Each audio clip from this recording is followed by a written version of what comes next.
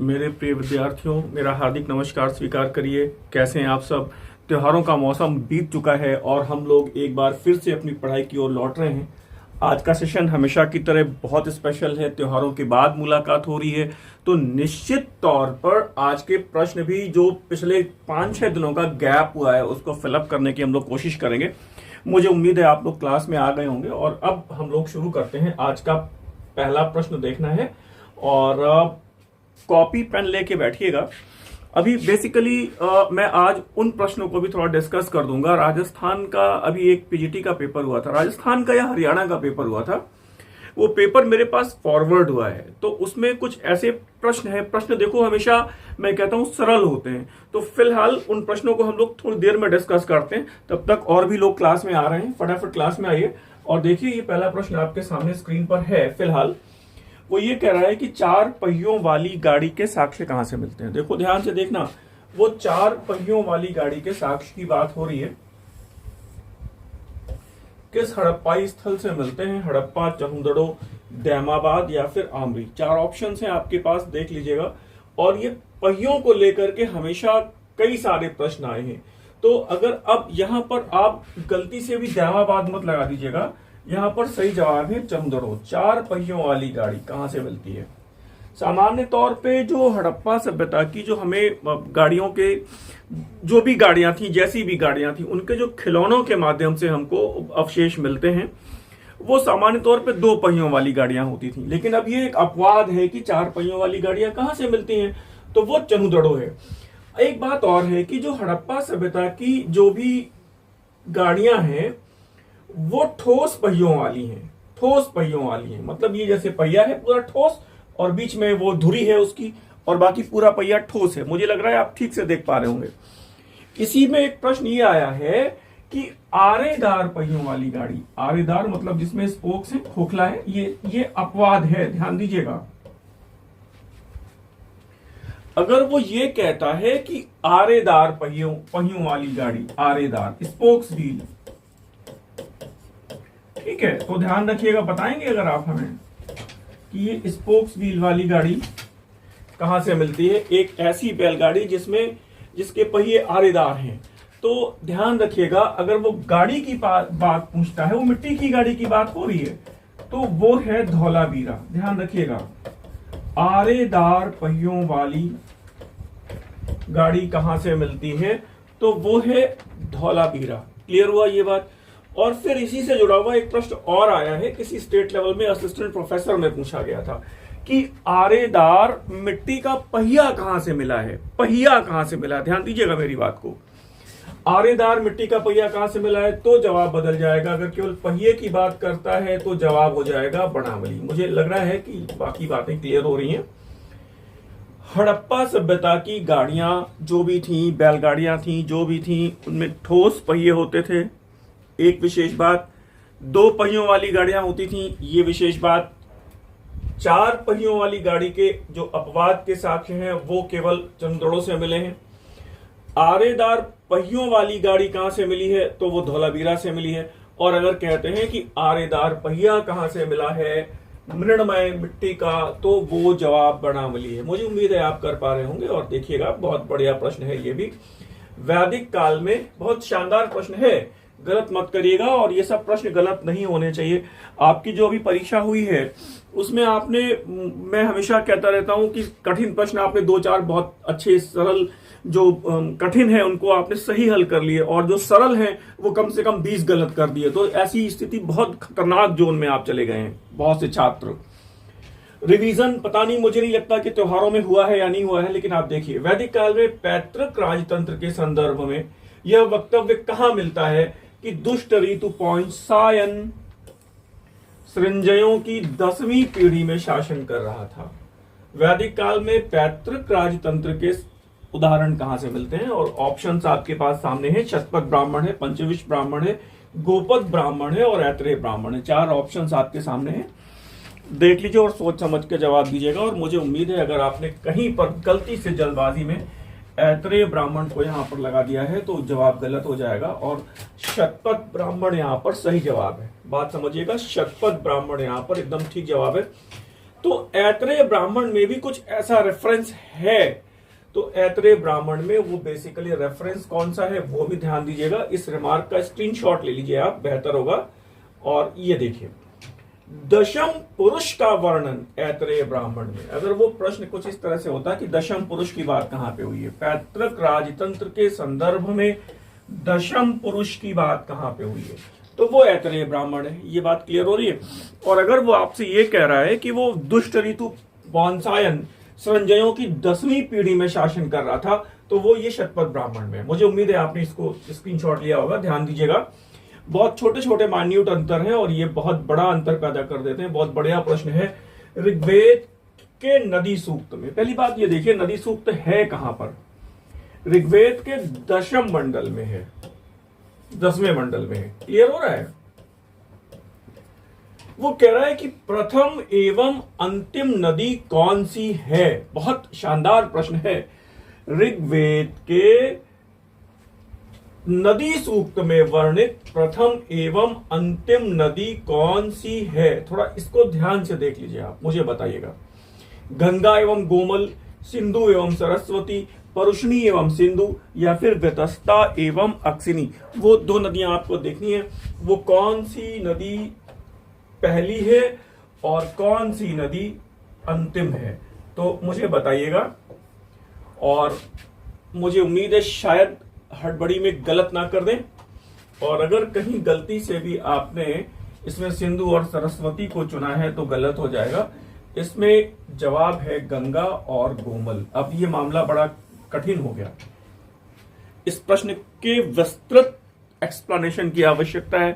पहली बात ये ध्यान रखिएगा कि ऋग्वेद में गंगा का उल्लेख केवल एक बार हुआ है। गंगा नदी का उल्लेख केवल एक बार हुआ है। यमुना नदी का उल्लेख 3 बार हुआ है। इसका मतलब यह है कि ऋग्वैदिक काल में यद्यपि कि इन नदियों की चर्चा मिलती है, लेकिन इन नदियों का बहुत महत्व नहीं था। लेकिन ठीक उसी तरह, इस बात को बहुत गौर से सुनिए, ठीक उसी तरह जैसे कि ऋग्वैदिक काल के सर्वाधिक महत्वपूर्ण देवता कौन है? इंद्र है। इंद्र है। लेकिन ऋग्वेद का प्रारंभ अग्नि की स्तुति से होता है। ध्यान से सुनिएगा। ऋग्वेद के सर्वाधिक महत्वपूर्ण देवता इंद्र है, तो होना यह चाहिए ऋग्वेद की जो शुरुआत है वो इंद्र की स्तुति से होनी चाहिए, लेकिन ऐसा नहीं है। ऋग्वेद की जो पहली ऋचा है, जो पहला सूक्त है, वो अग्नि की स्तुति से है। बात समझ में आ रही है? ठीक उसी तरह जैसे कि ऋग्वेद के नदी सूक्त में सर्वाधिक महत्वपूर्ण नदी की बात आ रही है, तो वो सिंधु है। महत्वपूर्ण और सर्वाधिक बार उल्लिखित नदी कौन सी है? तो वो सिंधु है। सर्वाधिक पवित्र नदी कौन सी है? तो वो सरस्वती है।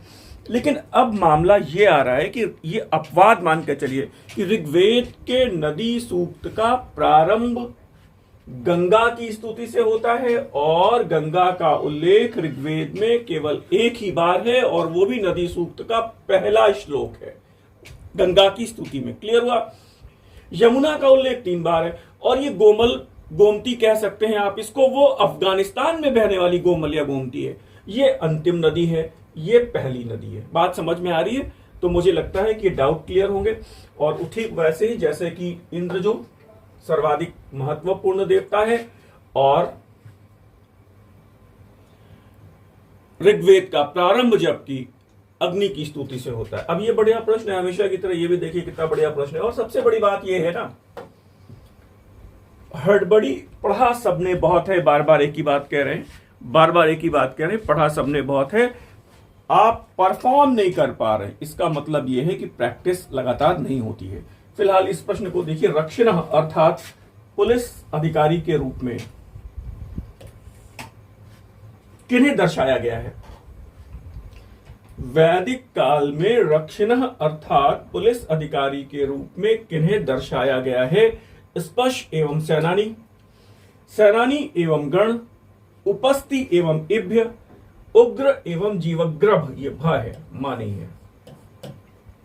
उग्र एवं जीवग्रभ। अब आप मुझे बताइए इन चारों ऑप्शंस में कौन सा ऑप्शन सही है। जो पुलिस के रूप में जो लोग काम कर रहे थे, रक्षा अधिकारियों के रूप में जो काम कर रहे थे सामान्य तौर पे, उनका उल्लेख है ऋग्वेद में, वो कौन है? ऑप्शन सामने है। अब जल्दबाजी मत करिएगा, और इसमें मुझे उम्मीद है आपने अगर कहीं गलती से सेनानी और गण लगाया है तो जवाब गलत हो जाएगा। चलिए अब मुझे बताइए अब कौन हो सकते हैं। तो अब सही पे बात है, ये उग्र एवं जीवग्रभ है, ठीक है ना, ये उग्र एवं जीवग्रभ है। ध्यान रखिएगा ऋग्वेद में स्पष्ट कौन है, ये गुप्तचर हैं। और यहां पर दो अधिकारी और नए आपको दिखाई पड़ रहे हैं, उपस्ति एवं एभ्य। ये दो अधिकारी और दिखाई पड़ रहे हैं, उपस्ति एवं एभ्य। तो ध्यान रखिएगा ये राजा के व्यक्तिगत अंगरक्षक हैं, सम्राट के ये व्यक्तिगत अंगरक्षक हैं, ठीक है। उम्मीद है मुझे आप इसको ठीक कर रहे होंगे। और इसके पहले कि हम लोग आगे बढ़े, आपको मैं कुछ ऐसे प्रश्न अभी डिस्कस कर दे रहा हूं जो मेरे पास फॉरवर्ड हुए हैं, तो देख लीजिएगा। एक बात है बढ़िया, ये प्रश्न क्या कह रहा है, वो ये कह रहा है कि भारत में, बहुत ध्यान से सुनिएगा इन प्रश्नों को, जवाब दीजिएगा, और बहुत सिलेक्टेड और बहुत अच्छे प्रश्न हैं। गलती से भी आप ऐसा ना करिएगा कि गलत हो जाए ये प्रश्न। और ये प्रश्न जिन भी छात्रों की तरफ से आए हैं, कंफ्यूजन बना हुआ है, लगातार गलतियां हुई हैं, इसलिए मैं डिस्कस कर दे रहा हूं। वो कह रहा है कि भारत में दास्ता की प्राचीनता किस ऐतिहासिक काल तक जाती है। ध्यान से सुनिएगा, भारत में दास्ता की प्राचीनता किस ऐतिहासिक काल तक जाती है, किस ऐतिहासिक काल तक जाती है। ध्यान से सुनिएगा, ये बढ़िया बात है। ये प्रश्न थोड़ा सा ट्विस्टिंग है। दास्ता की प्राचीनता, वो कहता है अगर कि दास्ता की प्राचीनता किस ऐतिहासिक काल तक जाती है, ऋग्वैदिक युग, उत्तर वैदिक युग, मौर्य युग या फिर गुप्त युग। ये चार ऑप्शन है, आपको ये पता है, ये तो सबको पता है कि वो मेगास्थनीज कहता है भारत में मौर्य काल में कि दास प्रथा नहीं है। कौटिल्य उसी समय 9 प्रकार के दासों का उल्लेख करते हैं। इसके पहले भी क्या भारत में दासों के उल्लेख मिलते हैं? हाँ, ऋग्वेद में दासों का उल्लेख मिलता है। अब ध्यान रखिएगा, ऋग्वेद में 2 कबीले, आपने ध्यान दिया हो, अगर ध्यान दीजिएगा, ऋग्वेद में 2 आर्य कबीले यदु एवं तुर्वस को दास कहा गया है। बहुत बड़ी बात है ये। और आप ध्यान दीजिएगा, ऋग्वेद में दास एवं दासियों को दान में देने के उल्लेख आए हैं। बात समझ में आ रही है? वो दास प्रथा की जो प्रकार है या फिर दास प्रथा में कठोरता है, उसका स्वरूप है, उसके बारे में बात नहीं हो रही। वो कह रहे दासता की प्राचीनता, दास भले ही परिवार के अंग थे, लेकिन दासता का उल्लेख मिल रहा है हमारे पास यहाँ पे। बात समझ में आ रही है? तो ऋग्वेद में दासों का उल्लेख हमें मिलता है, तो यहाँ पे बिल्कुल ठीक जवाब होगा ऋग्वैदिक युग। आगे ये कह रहा है कि प्राचीन भारत में निम्नलिखित में से कौन सा एक शब्द श्रेणी संगठन से संबंधित नहीं है। श्रेणी से संबंधित नहीं है, ध्यान रखिएगा। वो है श्रेष्ठिन, बिल्कुल है, निगम है, पूग है, पणि, पणि नहीं है। ध्यान रखिएगा, पणि, पणि व्यापारी हैं। वैदिक, उत्तर वैदिक काल में पणि व्यापारी हैं, और ऋग्वैदिक काल में पणि पशु चोर हैं। बात समझ में आ रही है? आगे देख लीजिएगा, वो ये प्रश्न है, ये बढ़िया प्रश्न है ये। वो ये कह रहा है कि सौत्रांतिक समुदाय का मुख्य स्रोत क्या है। ध्यान दीजिएगा, सौत्रांतिक समुदाय या इसकी शाखा जो बौद्ध धर्म की है का मुख्य स्रोत कौन सा है, कौन सा ग्रंथ है। ऑप्शन है सुत्त पिटक, विनय पिटक, अभिधम्म पिटक या फिर महावस्तु। 4 ऑप्शन हैं। तो सौत्रांतिक संप्रदाय का मुख्य जो स्रोत है वो सुत्त पिटक है। ध्यान रखिएगा, बहुत इंपॉर्टेंट बात है ये, गलत ना हो जाए। और ये सब प्रश्न हम लोगों ने अपनी टेस्ट सीरीज में डिस्कस किए, बहुत विस्तार से डिस्कस किए। जो अब तक मैंने हल करवाए हैं पेपर, उसमें बहुत सारे प्रश्न लगभग डिस्कस किए हैं। सुत्त पिटक, ध्यान दीजिएगा, जो 2 विशेष संप्रदाय हैं, सौत्रांतिक और वैभाषिक। ध्यान दीजिएगा मेरी बात, बौद्ध धर्म के जो 2 विशेष संप्रदाय सौत्रांतिक और वैभाषिक हैं, तो सौत्रांतिक का जो स्रोत है वो सुत्त पिटक है, वैभाषिक का जो स्रोत है वो विभाषा शास्त्र है। जो वैभाषिक संप्रदाय है उसका जो स्रोत है वो विभाषा शास्त्र है। विभाषा शास्त्र की रचना चौथी बौद्ध सभा में हुई, ये भी आपसे पूछा जाता है।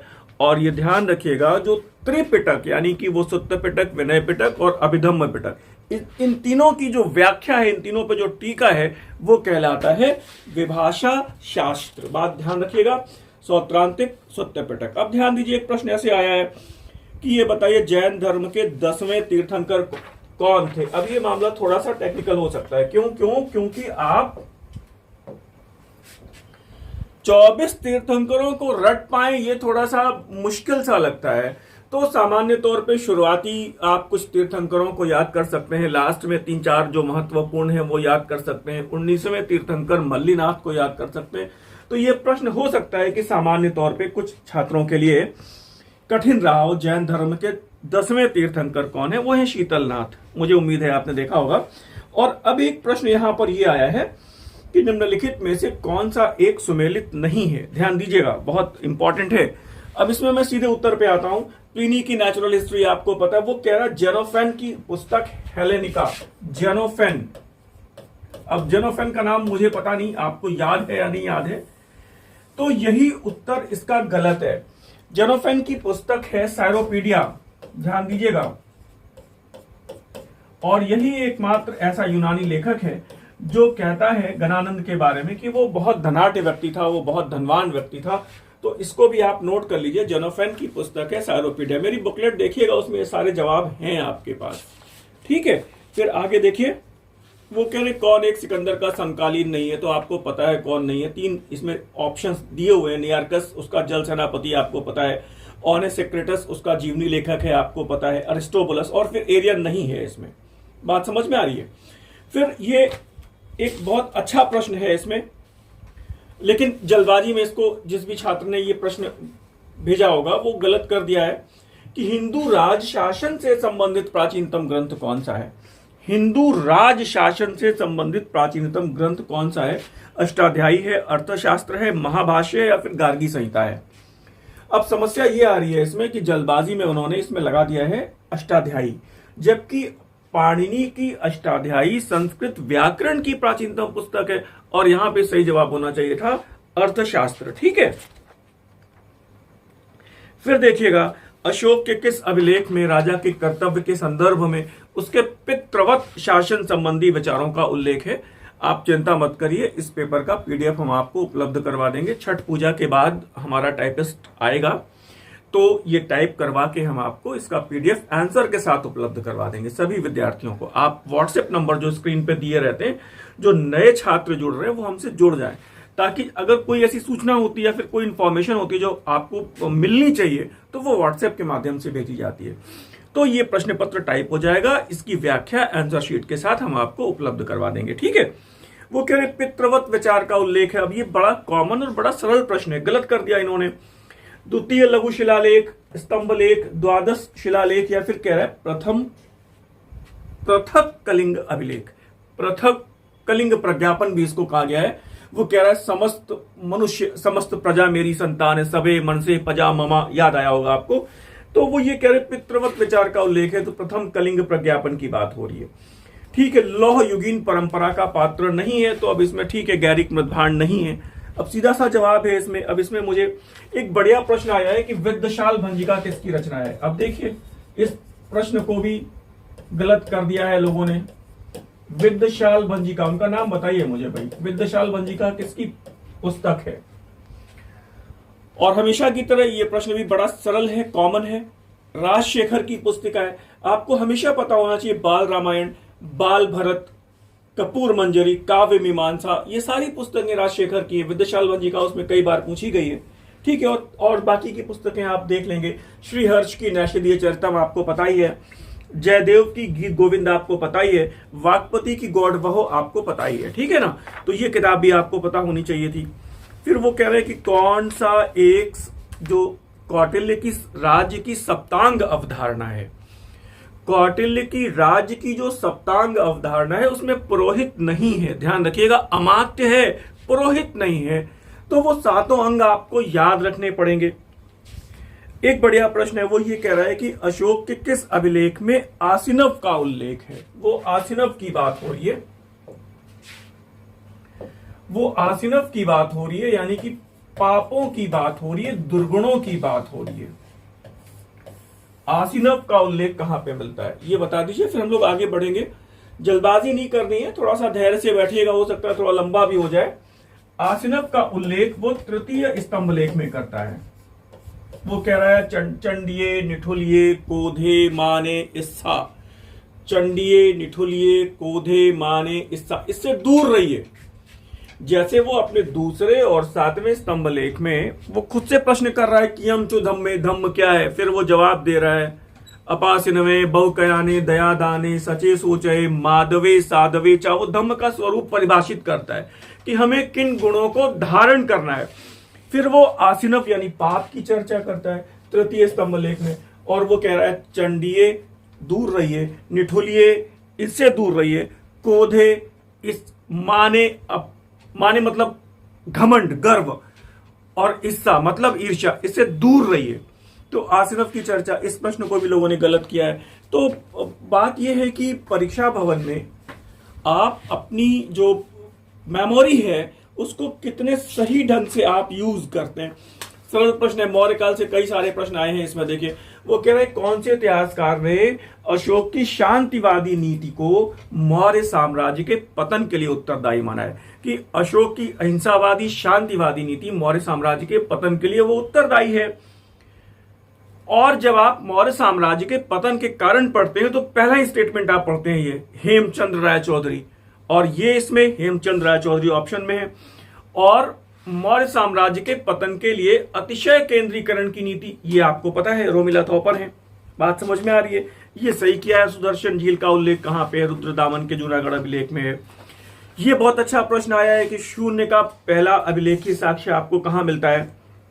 शून्य का पहला अभिलेखी साक्ष्य आपको कहां मिलता है?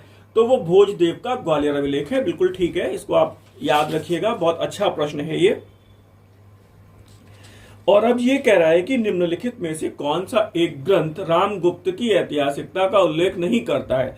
ऑप्शन है देवी चंद्रगुप्तम है ही, हर्षचरित बाणभट्ट की रचना हर्षचरित, वो राजशेखर की पुस्तक काव्य मीमांसा, और एक पुस्तक विशाख दत्त की फिर से है मुद्रा राक्षस। अब आप बताइए इसमें कौन सा ऑप्शन सही होना चाहिए? और बिल्कुल अगर सही कर पा रहे हैं तो विशाख दत्त की पुस्तक मुद्रा राक्षस, ध्यान रखिएगा। आगे देखिएगा,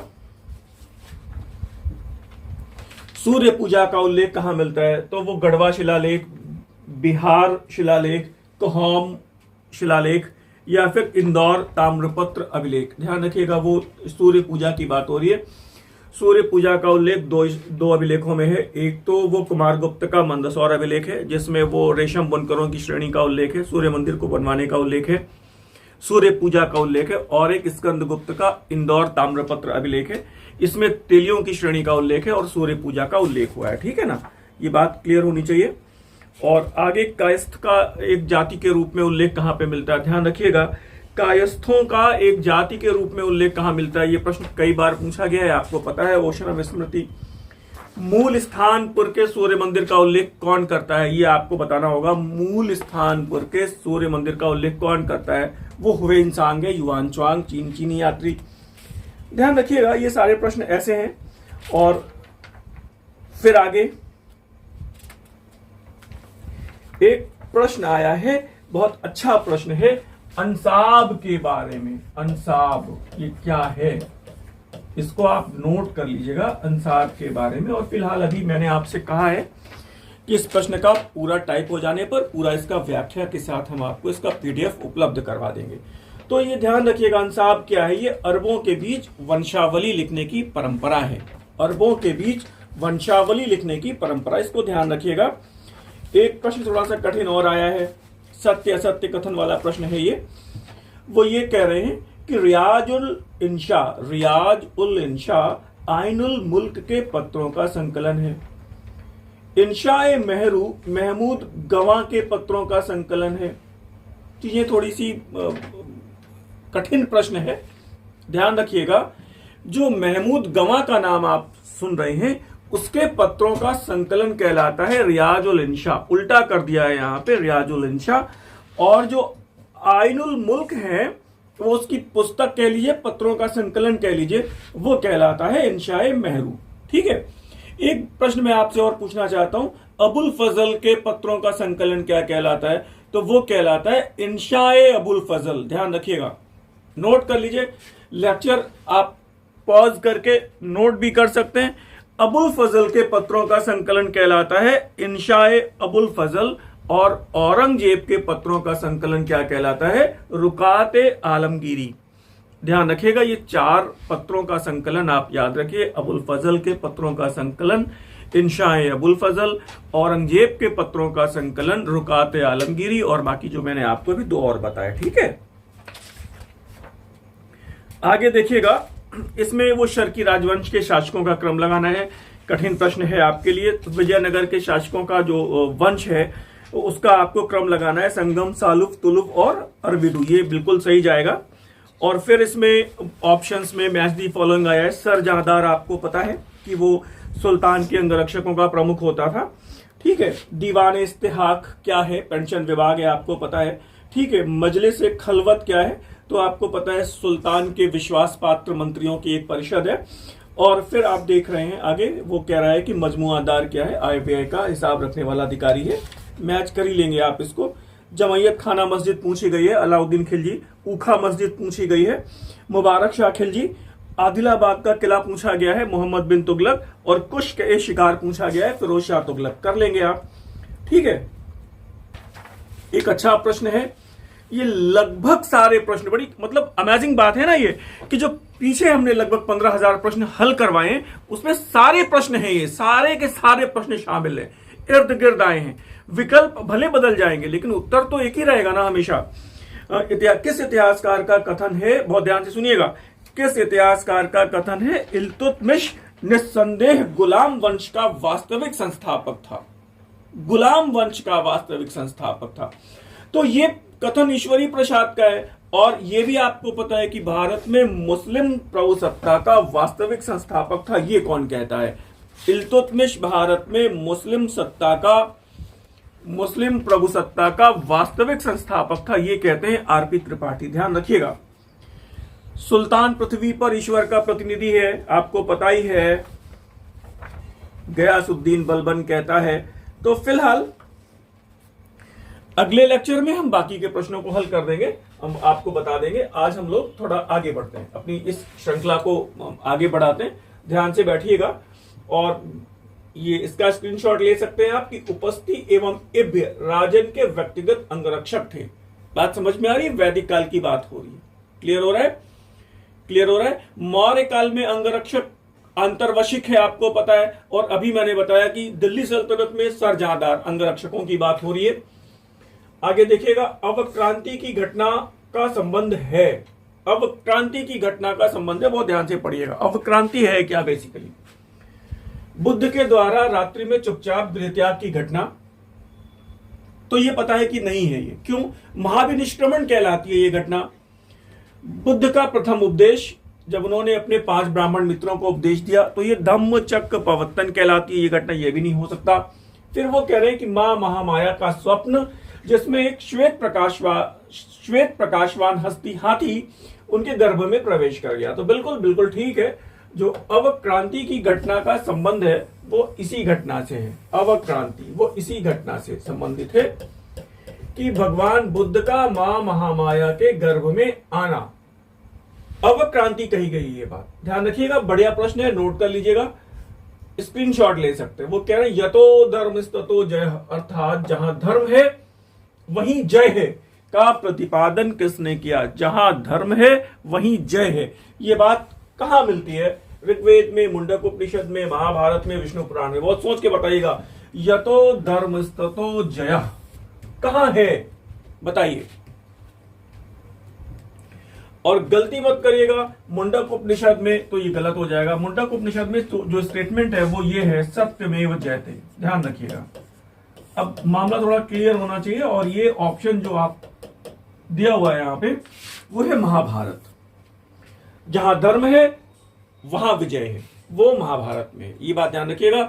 और महाभारत में ये बात कही गई है, अहिंसा परमो धर्म।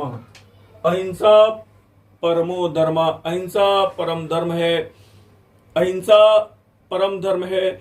और इसके बाद वो कह रहे हैं अगर धर्म के लिए हिंसा की आवश्यकता पड़े, आगे भी है, धर्म हिंसा तदैव चा, धर्म के लिए अगर हिंसा की जरूरत पड़े तो उसको वो स्वीकृति देते हैं। अब यहां पर बात यह है, इस प्रश्न को देखिए, स्ट्रैबो एवं जस्टिन चंद्रगुप्त मौर्य को क्या कहते हैं? तो कर लेंगे सेंड्रोकोप्टस, समित्रोचेट्स, एंड्रोकोटस या फिर सेंड्रोकोटस। जल्दी से बताइए। ये हो नहीं सकता, ये वाला ऑप्शन हो नहीं सकता, क्योंकि ये बिंदुसार है। ठीक है, अब मुझे लग रहा है कि अब आपके पास 3 ऑप्शन है, और गलती से भी इसको मत लगाइएगा। और यहां पर ये सेंड्रोकोटस है, ये सेंड्रोकोटस है। स्ट्रैबो और जस्टिन चंद्रगुप्त मौर्य को सेंड्रोकोटस कहते हैं। और तो फिर सेंड्रोकोप्टस कौन कहता है? इसका नाम है फिलार्कस। ठीक है, एंड्रोकोटस कौन कहता है? तो वो एरियन और प्लूटॉर्क कहते हैं। ध्यान रखिएगा, ये एरियन है और प्लूटॉर्क, ध्यान रखिएगा, ये सारी बातें बड़ी इंपॉर्टेंट हैं। कई प्रश्न आए हैं यहाँ पे, 6 लाख की सेना को लेके भारत को रौंद डाला। एक बात और मैं बताना चाहता हूं, सेंड्रोकोटस की पहचान चंद्रगुप्त मौर्य के रूप में किसने की? किस विद्वान ने बताया कि बेसिकली ये जो सेंड्रोकोटस है ये चंद्रगुप्त मौर्य? कौन कहता है, बताइए मुझे। तो उनका नाम है विलियम जोन्स। जहां तक मैं याद कर पा रहा हूं वो है विलियम जोन्स। ध्यान रखिएगा, गलती ना हो। ठीक है, हमेशा की तरह एक विशेष सूचना, आपकी एक ऑनलाइन टेस्ट सीरीज चल रही है, 20 प्रश्न पत्रों का एक न्यूनतम पैकेज, जिसमें प्रत्येक प्रश्न पत्र में 125 प्रश्न इतिहास के 3 खंडों में विभाजित होते हैं। ये टेस्ट सीरीज थोड़ा सा स्लो कर दी है मैंने, क्योंकि अभी परीक्षा की जो संभावना है वो थोड़ा सा दूर तक दिखाई पड़ रही है। हो सकता है थोड़ा सा परीक्षाएं आपकी टल भी सकती हैं, ये संभावना है केवल, अभी कोई घोषणा नहीं हुई है। तो आप इस टेस्ट सीरीज में शामिल हो सकते हैं परीक्षा तक। कम से कम जब ये घोषणाएं हो जाएंगी, तो ये अभी हफ्ते में 1 दिन चल रही है, बाद में हफ्ते में 4 दिन हो जाएगी, और लगातार हम लोग आगे बढ़ते रहेंगे। और हम लोगों की एक रिविजनरी बुकलेट है जो हमेशा मैं आपको क्लास में दिखाता रहा हूं, 250 पन्नों की ये हम लोगों की एक बुकलेट है, 250 पन्ने हैं। एंशिएंट, मेडिवल, मॉडर्न, तीनों सेगमेंट महत्वपूर्ण टॉपिक इसमें हम लोगों ने कवर किया है। केवल परीक्षा उपयोगी टॉपिक हम लोगों ने इसमें कवर किया है। आप चाहें तो इस पुस्तिका को, इस बुकलेट को अपने रिवीजन की प्रक्रिया में आप इसको शामिल कर सकते हैं। ठीक है, और आगे हम लोग बढ़ते हैं। और अगला क्वेश्चन नंबर 8 जो भी है, अशोक के कार्यकाल की सर्वाधिक महत्वपूर्ण राजनीतिक घटना कलिंग के युद्ध का उल्लेख कहां पे है? बिल्कुल सामान्य प्रश्न है, 13वें शिलालेख में, बताने की बहुत जरूरत नहीं है। ठीक है, आगे देखिएगा, अवंती के शासक चंड प्रद्योत को बौद्ध धर्म में दीक्षित करने वाले कौन थे? महाकश्यप, महाकच्चायन, सब्बकामी या फिर वसुमित्र? मुझे बताइएगा, जल्दबाजी मत करिएगा। और यहां पर सही जवाब महाकच्चायन है, महाकश्यप मत चुनिएगा, महाकच्चायन है। बुद्ध ने, ये बहुत बात की बात है, बुद्ध ने अवंती या जो उज्जैनी है वहां की यात्रा नहीं की। ध्यान दीजिएगा, वो पूछते हैं कि बुद्ध कहां नहीं गए, अपने यात्रा में कहां नहीं गए? तो अवंती नहीं गए, और उसने चंड प्रद्योत ने निमंत्रण भेजा था, और फिर बुद्ध ने महाकच्चायन को भेज दिया। ठीक है, तो अपने शिष्य महाकच्चायन को भेजा। फिलहाल आगे आइए, और वो ये कह रहे हैं, अच्छे प्रश्न है ये सब, और चुनिंदा प्रश्न है, ध्यान रखिएगा। प्रश्न सिंगल लाइनर ही आएंगे परीक्षा में। यूपी पीजीटी की परीक्षा में अगर आप नेट यूजीसी असिस्टेंट प्रोफेसर के अप्रोच को लेकर तैयारी कर रहे हैं, तो आप मान के चलिए कि आपके सिलेक्शन की जो संभावना है उसी रेशियो में कम होती चली जाएगी। प्रश्न सिंगल लाइनर ही हो रहे हैं, सत्य असत्य वाले, कथन कारण वाले। पूरे पेपर में 125 में 2 या 3 प्रश्न हो सकते हैं, अधिकतम 2 या 3 हो सकते हैं। मैच दी फॉलोइंग वाले प्रश्न ज्यादा से ज्यादा हो सकते हैं, लेकिन यह ध्यान रखिएगा, प्रश्न ऐसे ही होते हैं जहां पे आपको क्लिक करने में दिक्कत हो। सम्राट अशोक के पुत्र महेंद्र, पहली बात तो ये देखिए, महेंद्र की बात हो रही है।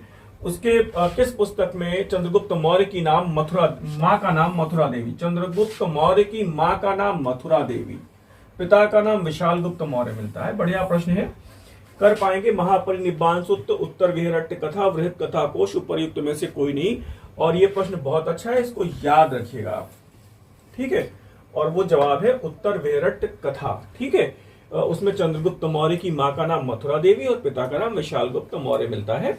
इस प्रश्न को देख लीजिए आप, बढ़िया है। किस यूनानी लेखक ने विवरण दिया है चंद्रगुप्त मौर्य महिला अंगरक्षिकाओं से घिरा रहता है। भारतीय इतिहास में महिलाओं को सेना में शामिल किए जाने का, सैन्य रूप से प्रशिक्षित किए जाने का यह पहला उदाहरण है। भारतीय इतिहास में चंद्रगुप्त मौर्य महिला अंगरक्षिकाओं से घिरा रहता है, उसकी सुरक्षा का हमेशा भय बना रहता है, इसीलिए वो एक ही स्थान पर 2 रातों के लिए नहीं ठहरता। कौन कहता है?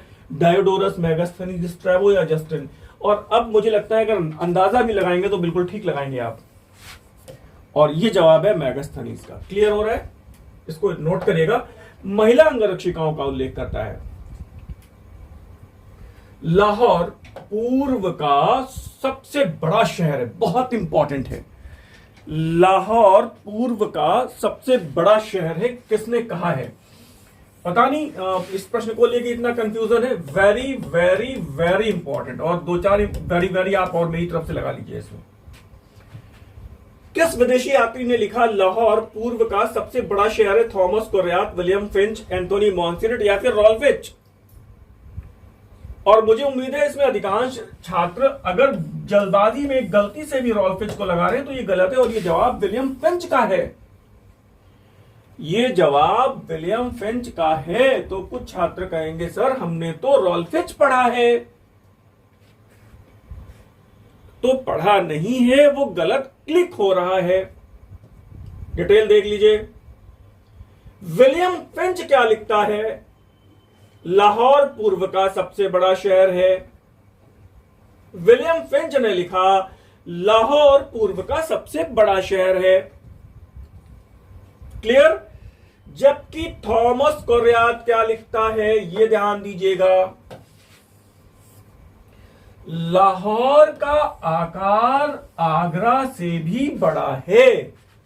जब वो पूर्व का सबसे बड़ा शहर है तब विलियम फिंच आएगा। वो कह रहा आगरा से भी बड़ा है तथा उसकी गणना विश्व के सबसे बड़े शहरों में होती है, तब जवाब आएगा थॉमस कोरियात। क्लियर हुआ? स्क्रीनशॉट लीजिए इसका, ये एक बढ़िया बात है। और फिर इसके बाद रॉल्फ फिच भी कुछ कहता है। रॉल्फ फिच कहता है फतेहपुर सीकरी, ये प्रश्न भी कई बार आया है, फतेहपुर सीकरी और आगरा लंदन से भी बड़े शहर हैं, ये रॉल्फ फिच कह रहा है। एंथोनी मॉन्सेरेट क्या कहता है कि लाहौर यूरोप या एशिया के किसी भी नगर से कम नहीं है। यहां का बाजार इतना व्यस्त है कि चलने पर लोगों के कंधे आपस में स्पर्श होते होते कट जाते थे। इतनी भीड़ भाड़ होती है, इतनी धक्का मुक्की होती है कि वो जगह नहीं मिलती चलने के लिए। मेरी बात समझ आ रही होगी, मुझे लग रहा है आपने इन छोटी छोटी माइन्यूट बातों को ध्यान से पढ़ा होगा, एक जगह रखा होगा। मेरी कोशिश हमेशा इसी तरह, अपनी जो ऑनलाइन हमारी टेस्ट सीरीज चल रही है उसमें भी यही होती है, एक ही संकल्पना वाले प्रश्न एक जगह रख दिए जाएं, उसकी व्याख्याएं पूरी एक जगह रख दी जाएं, ताकि आपको परीक्षा भवन में 2-4 प्रश्न ऐसे जरूर आते हैं जो कंफ्यूजन की स्थिति होती है, तो ये कंफ्यूजन ना हो। तो फिलहाल आगे बढ़िए, और मुझे लगता है क्लास की समाप्ति का समय है। हमारी अगली क्लास का इंतजार करिए, हम लोग जल्दी ही मिलते हैं नए और विशेष प्रश्नों के साथ। इतने धैर्य के साथ आपने मुझे सुना, मेरा हार्दिक धन्यवाद। नमस्कार, विदा।